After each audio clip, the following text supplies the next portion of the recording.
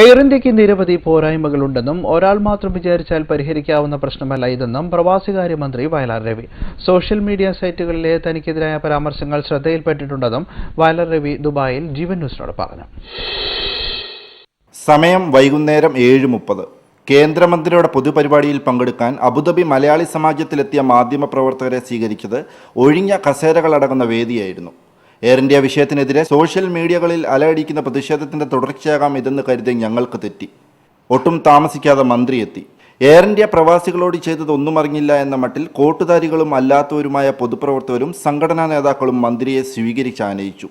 മാധ്യമപ്രവർത്തകരോട് സംസാരിക്കാൻ തയ്യാറായ മന്ത്രിയോട് ഞങ്ങൾ ചോദിച്ച പല ചോദ്യത്തിനും ഉത്തരം ഇതായിരുന്നു. ഞാനെക്കുറിച്ച് അന്വേഷിച്ചിട്ടില്ല, ഞാനതൊന്നും കമന്റ് ചെയ്യാറില്ല. ഇതിന്റെ കുഴപ്പം എനിക്ക് അറിയില്ലായിരുന്നു. മാറ്റില്ല എന്ന് ഇവിടെ വന്നപ്പോഴാണ് ഞാൻ അറിഞ്ഞത്. ഡീറ്റെയിൽസ് അറിഞ്ഞുകൂടാ. ഈ കാർഗോ കുഴപ്പം എനിക്കറിയില്ലായിരുന്നു.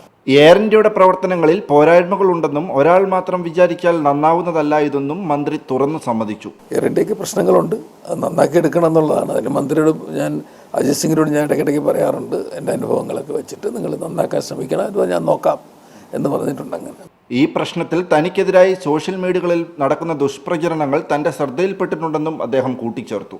വിവാദം സൃഷ്ടിച്ചില്ല, കുറച്ചുപേർ എന്നെക്കുറിച്ച് ഒരു അനാവശ്യങ്ങൾ എഴുതി. അതുപോലെ നമ്മൾ രാഷ്ട്രീയക്കാരല്ലേ, എത്ര കേൾക്കുന്നില്ല, അത് വലിയ പ്രശ്നമൊന്നും എനിക്കില്ല. അപ്പോൾ എൻ്റെ കാരോ പറഞ്ഞു എന്തോ ഇതിലൊക്കെ ഇങ്ങനെ എഴുതുമെന്ന് പറഞ്ഞ്.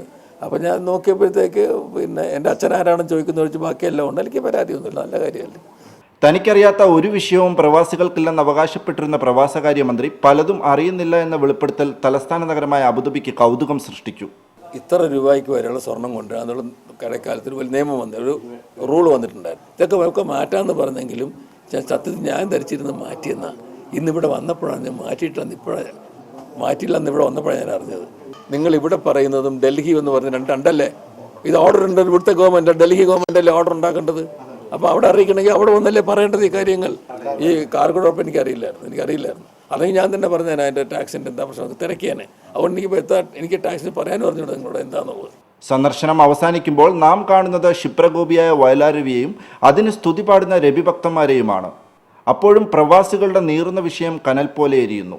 UAE യുടെ തലസ്ഥാനമായ അബുദാബിയിൽ നിന്നും ക്യാമറമാൻ മനു കലറോടൊപ്പം സിബി കടവിൽ, ജീവൻ ന്യൂസ്.